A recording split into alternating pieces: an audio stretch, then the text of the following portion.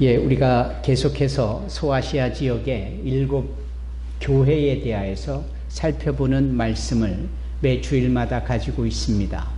그러니까 요한계시록 2장 그리고 3장 예, 가득한 7 교회의 내용입니다. 그때의 시대적 배경은 약 서기 90년경이라고 여겨지지요. 딱 꼬집어 몇 년, 몇 월이다라고 말할 수 없지만 우리 주님의 이 땅에 오심과 더불어 새로운 신약의 시대가 열리고 아노 도미니, 즉 서기의 시간이 주어지고 그분이 30살쯤에 소위 공생의 사역을 시작하시고 그리고 6월절에 언급되어져 있는 것을 보면서 3년 반 동안의 공생의 사역을 하셨고 그리고 고난을 당하시고 죽음을 당하시고 그리고 찬란히 부활하시고 제자들에게 당신의 부활하신 모습을 나타내 보여주셨다가 그 유명한 대위인령 마태복음 28장, 누가복음 22장, 또 마가복음 16장, 요한복음 21장에 이르기까지 심지어는 사도행전 1장 8절에 나오는 대위인령 영혼을 구령하고 세계 선교를 우리에게 위임하신 그 명령과 더불어 주님은 승천하셨죠. 그랬을 때에 당신의 제자인 이 사도 요한에게 소위 어머니 마리아를 의탁해 하셨고 그리고 또 이 요한이 여러 사도들의 행적 속에 그 마리아를 봉양하면서 이제 그 역시도 나이가 들어 90살쯤 되었을 때에 소위 그가 반모섬의 유배가 되어졌습니다. 여기서 잠깐 반모섬은 어디쯤이라고 우리가 이미 나누었지만 알고 계시는지요? 반모섬은 에베소라는 도시의 바로 앞에 위치한 바다 앞에 있는 섬입니다. 그곳에 펜모스, 여기에 소위 유배가 되어진 겁니다. 그 유배가 되어졌다는 말이 요즘 계속 회자되는 것은 무슨 아주 유명한 영화가 1300만 명을 1400만 명을 찍었다라고 하면서 그 예전 단종의 이야기에 그 유배지 영월에 대한 이야기에서 그 유배가 우리 젊은이들에게는 새롭게 들려질 텐데 그렇게 세상의 문명과 단절되고 고립되어져서 거기에 던져지듯 있고 거기에 머물러야 하는 이게 바로 유배 생활인데 사도 요한이 그 유배를 당했다라는 거예요. 그러면 왜 유배를 당했어야만 했느냐? 그때는 기독교에 대한 핍박이 아주 극렬하게 있었습니다. 소위 미치광이 황제라고 알려진 네로를 기억하시지 않습니까? 네로 황제. 이 자가 얼마나 미친 짓을 했고 미치광이었느냐면은 시효를 위하여서 그 로마 시내에 불을 지르지를 않습니까? 예. 그거 하나만 봐도 얼마나 미치광이고 제정신이 아닌. 이제 그때의 그 사도 베드로도 순교를 당하고 거의 비슷한 시기에 사도 바울도 순교를 당했다라고 여겨지지요. 이런 내용 속에서 우리가 좀 생각해 볼 때 그 환난과 핍박이 당연히 그 시대에 여기저기서 드러났고 신앙을 지키려는 사람들에게는 살기 위한 생존을 위한 처절한 몸부림이 요구되어질 때입니다. 그래서 그렇게 끝났으면 좋겠는데 도미티안이라는 두 번째 황제가 등장하는데 이 자는 네로보다 더 심각한 자입니다. 그래서 자기의 오락거리를 삼으려고 이 크리스찬들을 잡아다가 소위 콜로세움과 같은 그런 원형 경기장에 넣어놓고 살육을 벌이지요. 그래서 굶주린 사자들에게 이 크리스찬들을 산채로 던져줘서 뜯어먹히는 일이 있게 하고 그걸 보고 박수를 치고 좋아라 하고 거기에 비위를 맞추려고 동원된 신하나 힘 있는 자들의 영향 가운데 있는 시민들이 함께 더불어 환호하고 온통 세상이 그렇게 미치고 핍박으로 인한 일들이 기독교에 주어질 그때였다라는 거예요. 바로 그런 점에 있어서 사도 요한은 그 반모섬에 유배가 되어졌다라는 것이죠. 바로 그럴 때에 비전을 통하여 그가 보고 들은 하나님의 계획과 뜻을 대하여서 하나하나 기록해 간 것이 바로 요한계시록이다. 그 요한계시록이 기록되어지기 전에 사도 요한은 요한복음을 기록했고 요한 1서, 2서, 3서를 기록해서 거기서 끝이 아니라 장차 있어질 계시록, 묵시록까지 더하여졌으니 그 옛날 모세 오경을 훨씬 능가하는 깊이와 그리고 풍성한 하나님의 뜻을 온 세상에 나타나게 되어지는 것이지요.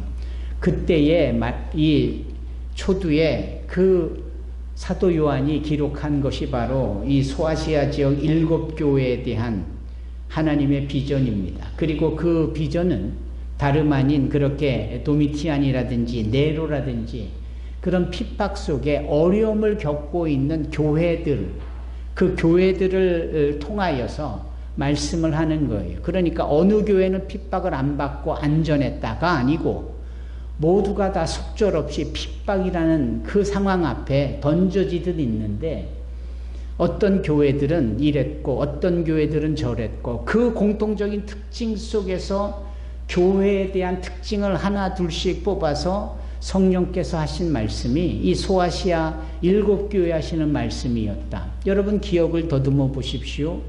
처음에 등장하는 에페시안 처치, 이 에베소 교회의 특징은 무엇입니까? 대단히 건강한 교리를 가지고 있었지만은 그 첫사랑을 잃어버린 초심을 잃은 교회로서 주님께서 그 첫사랑을 회복하라라는 교훈을 주시지요. 두 번째 등장하는 스모나, 그러니까 서머나 교회는 가난하고 궁핍한 모습으로 보이지만 실체적으로 하나님의 정의하시는 서머나 교회는 그 어떤 교회보다도 풍성하고 어떠한 교회보다도 부요했다 이렇게 칭찬을 하시며 그 동일한 환난과 핍박 속에서 이 서머나 교회의 그 풍성한 기쁨과 이 조이풀한 이 부분에 대하여서 이 교회의 특징임을 나타냅니다. 그리고 세 번째 교회는 버가멈. 이 버가멈 교회는 무엇입니까? 버가모 교회는 소위 사단의 위, 그러니까 외적으로 온 세상을 보니 그냥 암울하고 그냥 캄캄하게 그지 이를 데 없는 어두운 시대 속에 영향을 받고 있는 교회로서 주님 앞에서 책망을 받고 있지 않습니까? 반면에 버가멈 다음에 등장하는 티아로스, 이 두아디라 교회는 외적인 그러한 부분보다는 내적으로 이세벨과 같은 것들을 용납했다 그러잖아요. 용납했다. 이 정도면 괜찮겠지 하는 절대 진리 외의 것에 대하여서 타협이나 양보나 용납이 되어져서는 아니 될 것인데 그런 용납을 하는 모습의 내용을 보여주고 있지 않습니까? 이제 그러면서 우리가 살펴본 또 다른 교회가 사르디스, 사데 교회입니다. 지난주에 사데 교회, 살아있는 것처럼 역동적인 것 같고 살아있는 것처럼 느껴질지 몰라도 하나님은 그들을 평가하시기를 어떻게 했다고요? 죽었다. 예. 죽었다. 새벽 예배를 드릴 때에 그 여호와의 손에 대한 부분을 우리가 이 사무엘상 말씀, 특히 엘리 제사장 때에 그 여호와의 손이 엄중했다 이런 말씀을 나눈 적이 있습니다. 그 여호와의 손은 소위 우리 눈에 보이지는 아니하나 우리에 대하여서 때로는 도움이 될 수 있기도 하고 때로는 우리의 뺨을 칠 수도 있는, 그래서 일찍이 시편 2편의 다윗의 고백처럼 그 하나님께서 이 사자의 이빨을 꺾으시고 악한 자들의 뺨을 후려치시기를 원하는 고백을 하지요.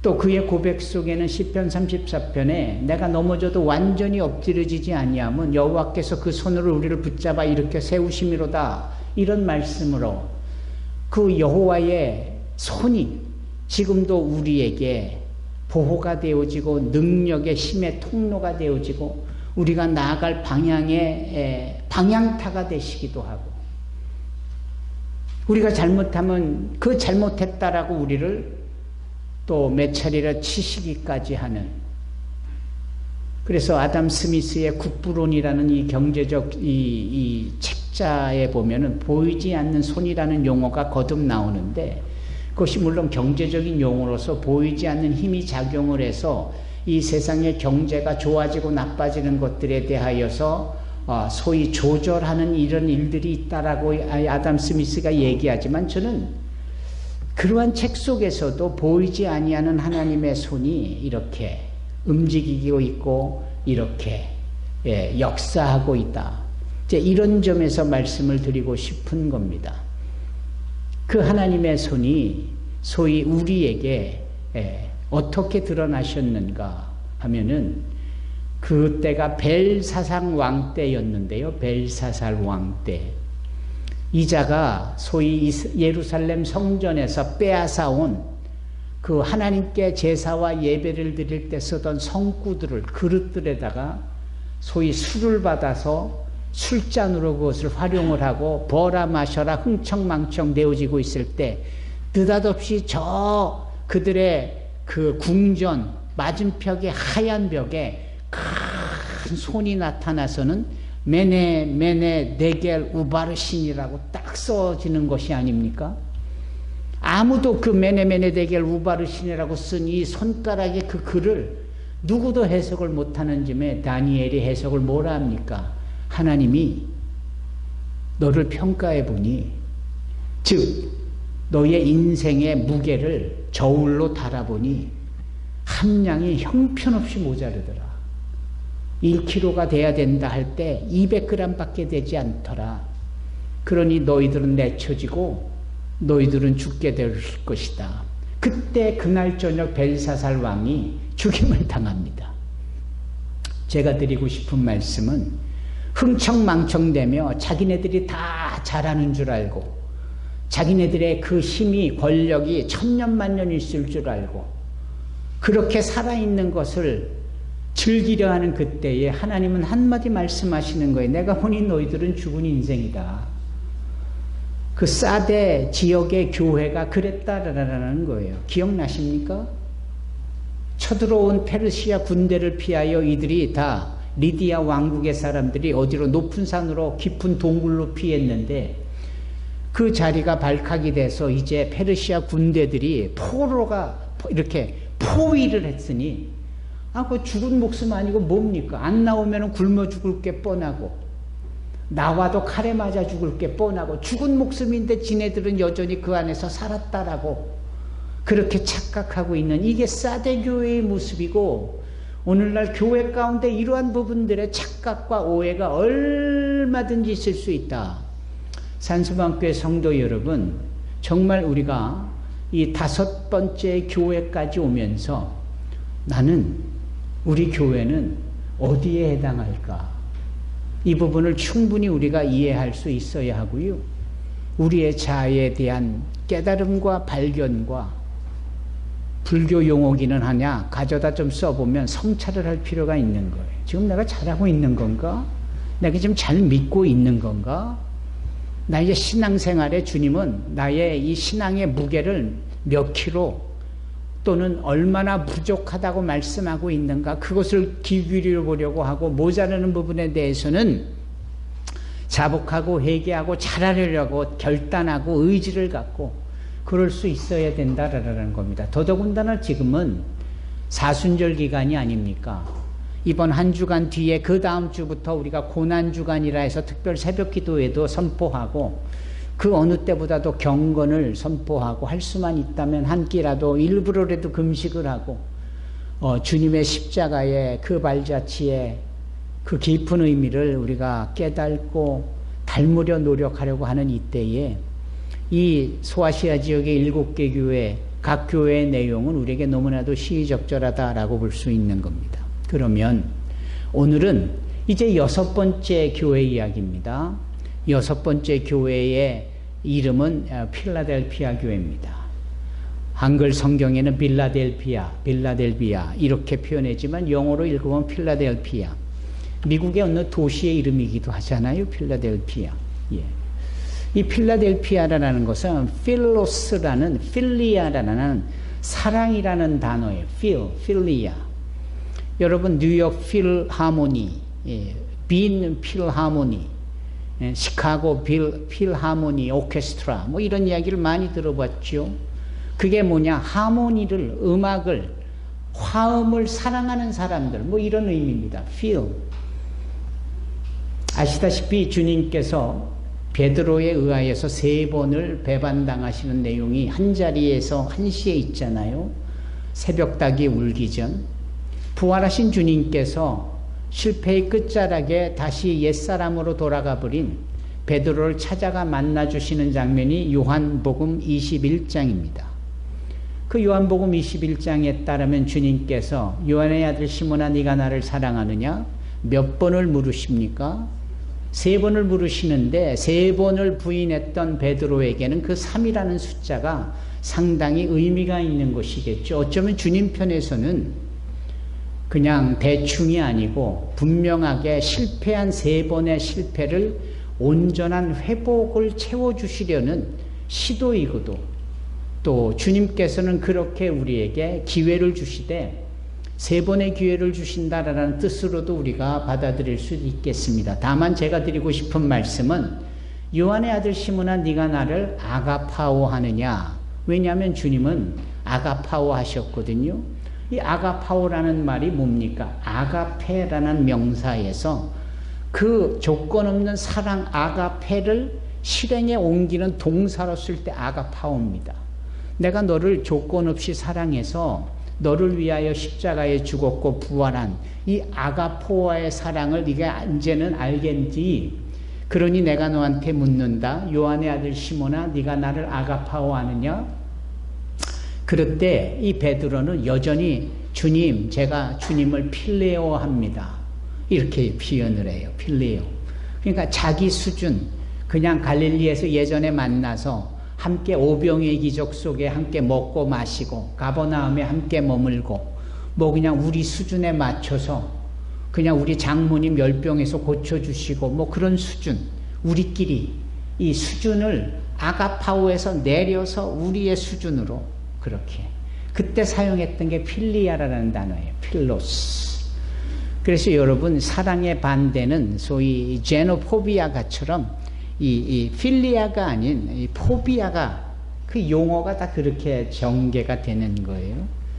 그런데 여기 등장하는 필라델피아의 이 필이 바로 그 동일한 입장에서 있는 사람들의 모임인데 누구냐? 아델포스라는 단어입니다. 아델포스. 그래서 아델포스는 형제요, 자매요, 함께. 지금 우리가 주 안에서 한 형제요, 자매라고 할 때 바로 그 형제, 자매. 이게 바로 아델포스입니다. 그래서 필리아 플러스 아델포스, 형제를 사랑하는 자들, 이게 필라델피아입니다. 이 필라델피아의 이름이 참 이 교회의 이름인 건데 참 교회 이름 너무 좋죠. 형제 자매끼리 일찍이 사도 바울이 서로 너희가 입맞춤해라, 그 얘기를 교회 안에서 하잖아요. 그게 서로 부둥켜 안고 뭐 끈적끈적한 무슨 이 세상적 그런 모습이 아니라 서로 뭐 주인도 없고 노예도 없고 모두가 주 안에서 한 형제 자매로서 산다, 뭐 이런 차원에서 너희가 이 신분의 구별 차별 없이 서로 존중하고 사랑해라, 이 말입니다. 그러니까 우리가 예배를 마치고 다 같이 일어나서 5분, 적어도 5분 이상씩 가서 허깅도 하고 악수도 하고 축복하는 게 이게 거룩히 입맞춤하는 행위인 거예요. 너와 내가 주 안에서 다를 바가 없고 우리 모두가 다 주 안에서 하나 형제여 자매다라는 것을 예배를 통하여서 자꾸 반복을 하는 겁니다. 이 필라델피아가 그런 교회예요. 얼마나 멋집니까? 얼마나 좋습니까? 그런데 이 필라델피아 교회의 특징이 있어요. 이제 그 특징이 뭐냐라는 겁니다. 혹시 제가 준비한 이 PPT를 하나 띄워주시겠습니까? 예. 잘못 띄운 것 같지요? 아니요, 제가 준비한 거 맞습니다. 아톰으로 돌아가십시오. 예. 날아라 푸른 하늘을 나르는 우주소년 아톰. 예. 예전 우리 세대에 정말 영웅이었습니다. 이 아톰은. 아톰 모르는 분 계세요? 요즘 젊은이들은 잘 모르겠지만 어린아이들은. 우주소년 아톰. 이 아톰은 말 그대로 가장 작은 핵, 원자 이런 뜻이 아톰 아닙니까? 그래서 원자탄 그럼 애토믹 봄, 아톰 아닙니까? 이 아톰은 아주 키도 작고 단순하게 생긴 이 꼬마 로봇이에요. 이게 언제 태어났냐면 1960년에 태어났어요. 저보다 3살 먼저 태어났어요. 근데 일본 애니메이션 작가가 이름은 제가 모르는데 그분이 아톰을 그리기 시작을 했는데 이게 히로시마에 나가사키에 원자탄이 터지고 폐허가 되어지고 정말 끝자락에 서 있는 일본이라는 나라 그 열도에 일약 희망이 되는 겁니다.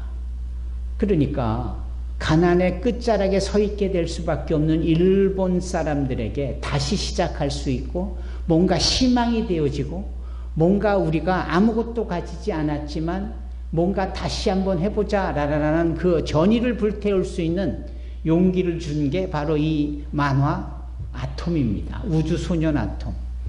이름 자체가 그래요. 예, 아톰. 그래서 아주 작지만 정의를 실현하고 아주 작지만 승리로 이끌고 그래서 뭐 이 뒤에 뭐 우리나라 고유의 브랜드인 로봇 태권브이도 나오고 뭐 그러잖아요. 그래서 뭐 누구든지 어디서든지 어려움이 생기면 짜짜짜짜짜 짱가 뭐 짱가도 나오고 뭐 다 그랬어요. 예. 우리 어린이들은 지금 뭐 하는가 지금 이러실 텐데 사실은 그랬어요. 그러니까 제가 드리고 싶은 말씀은 마치 빌라델피아 교회의 특징처럼 심볼처럼 어느 거 하나를 딱 표현을 하려고 할 때 이 아톰이 제격이겠다 라고 생각을 해서 제가 이 PPT에 아톰을 넣은 겁니다. 그런데 이 아톰은 정말 작지만 모든 뒤죽박죽 되어버리고 어려워져 버리고 상황과 재난을 오히려 아름답게 해결하는 그러한 능력의 심볼이었는데 주님께서 놀랍게도 이 빌라델피아 교회에게 이렇게 말씀을 하시는 거예요. 너에게는 작은 능력이 있는데 작은 능력 이게 대단히 애토믹한 마이크로적인 마이크로 작잖아요. 네. 그래서 이 작은 교회의 대명사가 이 빌라델피아 교회이기도 합니다. 그리고 작은 교회에 성도들이 또 계시다면 몇 분이나 계실까? 숫자로는 환산할 수 없지만 그들이 가지고 있는 능력, 할 수 있는 일들이 그렇게 많지 않아 보이는 작은 능력인 겁니다. 자, 여기 아톰 다음에 지도를 한번 보여주시겠습니까? 예.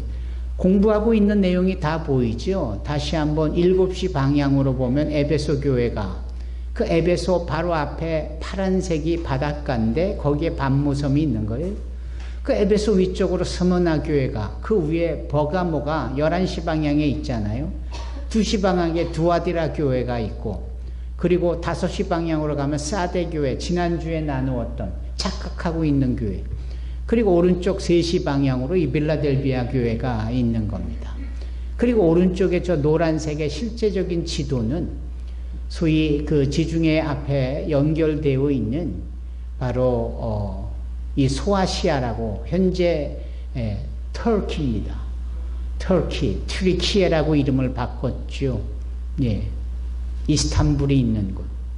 바로 저 지역인데 예전에는 이런 도시의 이름으로 그리고 우리가 다음 주에 맨 마지막에 5시 방향에 라우디게아 교회를 우리가 함께 나누게 될 텐데 이 빌라델피아 교회의 특징은 대단히 작지만 서로 부둥켜 안고 서로 축복하고 서로 구별 차별 없이 네 것 내 것 없이 다 유무상통하는 사도행전적 교회의 모습을 보여줬다라는 겁니다. 우리 교회도 더더욱 그리 되어지기를 원합니다. 뭐 비교하고 눈에 보이는 크다 작다 이런 거에 대해서 할 일이 있고 할 일이 없고가 아니라 작지만 하나님의 말씀을 지키고 그분의 말씀은 영원구령이 요한복음 6장 40절에 내 아버지의 뜻은 뭐라고요? 누구든지 예수를 믿어 구원에 이르는 것, 영생에 이르는 것. 그 바로 그 부분이 하나님께서 우리에게 맡겨진 일이니까 비록 작지만 우리가 할 일 능력이 적지만 그래도 그 하나님의 말씀을 지켰다. 이게 빌라델비아 교회에 향한 성령의 칭찬입니다. 7가지 교회 중에 이렇게 칭찬으로 가득한 이 형제를 사랑하는 작은 교회이지만 큰 교회인 이 빌라델비아 교회, 정말 근사하지요. 물론 두 번째 서머나 교회도 상당히 칭찬으로 가득한 교회이기는 하죠. 하지만 오늘 빌라델비아 교회의 특징은 이들에게는 사랑이 배경이 되어져서 서로를 축복하고 하나 되어졌다라는 겁니다. 이 빌라델비아 교회에 또 다른 사진을 제가 준비를 했었는데요. 이게 지금 빌라델비아 교회의 터입니다. 이 빌라델비아 지역, 소아시아 지역은 요즘도 그렇지만 2000년 전에도 생각보다 자주 뭐가 일어났느냐? 지진이 일어나요. 이 지진이 최근에도 몇 년 전에 터키에 엄청난 지진이 있었지 않습니까?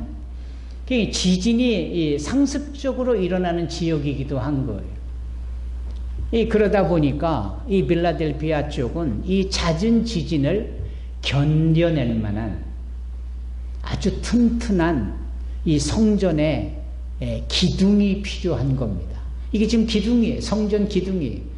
벽과 지붕은 온데간데 없죠. 오랜 세월과 지진으로 인하여. 그런데도 지진이 있어도 이렇게 껐떡없이 기둥이 딱 세워져 있잖아요. 이 자체만 해도 얼마나 감동이겠느냐고요. 여러분, 우리가 소위 하나님의 말씀을 마태복음 7장처럼 반석 삼고 그 위에 이렇게 빌라델비아 교인들처럼 큰 기둥을 세워나갈 때 어떠한 세파든 지진과 같은 재난이든 실제적인 영적인 공격이든 우리는 끄떡없이 지탱하고 유지하게 되어지리라 믿습니다. 이것은 개인적으로 여러분들의 신앙에 대한 도전이기도 한 거예요. 세상 살아가 보면 얼마나 힘들어요. 어려움도 많잖아요. 그거를 지탱해낼 수 있어야 하는 겁니다. 제가 간혹 드리는 말씀이 맷집이 필요하다. 맷집이. 그 영적인 맷집이 필요한 거예요. 이게 기둥을 튼튼하게 두껍게 아주 강하게 세우는 겁니다. 이 맷집. 빌라델비아 교회는 이 영적인 맷집이 강한, 작지만 사랑이 넘치는 교회였다. 정말 우리가 본받아야 될 최고의 교회의 모습이 아닌가라는 거예요. 여기 오늘 본문의 말씀에 12절을 보면 바로 그러한 특징으로 인하여 성령께서도 뭐라고 말씀하시느냐? 승리하는 자에게는 하나님의 성전 기둥이 되게 할 것이다. 이 주보에 나와 있는 어린이용 버전의 말씀이 훨씬 더 가슴에 확 와닿았지 않습니까? 하나님의 성전 기둥. 하나님의 성전 기둥. 그것은 어떤 지진과 같은 실체적인 물리적인 공격과 같은 위협과 같은 상황이 벌어지는 것이라도 끄떡없이 지탱해내는 이 영적인 맷집으로 가득한 이 필라델피아 교회의 모습. 성령께서 아신다라는 거예요. 하나님께서 아신다. 여러분, 그냥 자그만 일에 화르르 떨고 놀래하고 어떻게 하면 좋지 하고 뭐 발을 동동 구르고 뭐 그냥 걱정하고 염려하고 근심하고 아니에요. 하나님은 우리의 피난처가 되실 뿐 아니라 하나님은 우리의 방패가 되시고 우리의 반석이 되어주시고 우리의 도피성이 되어주시고 계세요. 바다가 뛰어난다 할지라도 끄떡없을 수밖에 없는 것은 하나님께서 그 불꽃 같은 눈전조와 강한 편팔로 우리를 보호하시고 안아주시기 때문입니다. 그분이 우리를 붙잡고 계시는데 누가 우리를 그분의 손에서 빼갈 수가 있겠습니까? 소위 그래서 하나님은 당신을 이렇게 표현하시는 거예요. 내가 닫으면 누가 감히 열 수 있느냐? 내가 열면 감히 누가 그 문을 닫을 수 있느냐? 바꿔 말하면 누가 내가 하는 일에 해방을 하거나 방해하게 되냐라는 말씀이죠. 빌라델비아 교회에 대해서 하나님은 문을 열어 하나님께서 은혜와 복과 구원의 역사와 승리하는 자들에게 주시는 놀라운 역사를 더해 주실 것이다. 감히 닫을 자가 없다라고 오늘 본문에 7절부터 말씀하고 계시지 않습니까? 사랑하는 성도 여러분, 이 말씀이 고스란히 여러분 개인의 신앙에 적용하시기 바랍니다. 이제 제대를 한 주 앞두고 있는 우리 준혁이가 바로 이 제대 일주일 남은 기념으로 이걸 말년휴가라고 합니까? 예, 뭐 과거에는 이런 시기에 있던 사람들은 떨어지는 낙엽도 조심하라고 그랬는데 이렇게 막 집에 오고 가고 하는 일이 괜찮은지는 잘 모르겠지만 여러분 이때에 이런 말씀, 하나님께서 나에게 복을 주시고로 나의 인생의 문을 활짝 열어놓으셨다. 감히 닫을 자 없을 터인데 나는 하나님을 사랑하는 자로서 말씀 부여잡고 어떠한 요동과 위협과 위험 속에서라도 흔들림 없는 하나님의 성전 기둥이 되겠노라. 이러한 고백과 다짐이 우리 준혁군에게 있기를 바랍니다. 이런 것처럼 여러분 각자에게도 별의별 꼴들을 다 보며 어처구니 없는 일도 당하면서 정말 입에 단내가 날 만큼 하루하루가 힘들고 어려울 때에 이 빌라델비아 교회를 기억하십시오. 오늘 우리에게 주시는 주님의 말씀을 나에게 주시는 말씀으로 아멘 하고 받아들이시고 마음에 새기시기를 바랍니다. 하나님의 주신 면류관이 저와 여러분들에게 정말 영생 무궁토록 저 하늘나라에서 빛을 발하게 되어지리라 믿습니다. 귀 있는 자는 성령께서 주시는 말씀을 들을지어다. 기도하겠습니다. 거룩하신 하나님, 오늘 주일 하나님의 전에 부름을 받은 사랑하는 영혼들 승리하는 자들이 되게 하소서.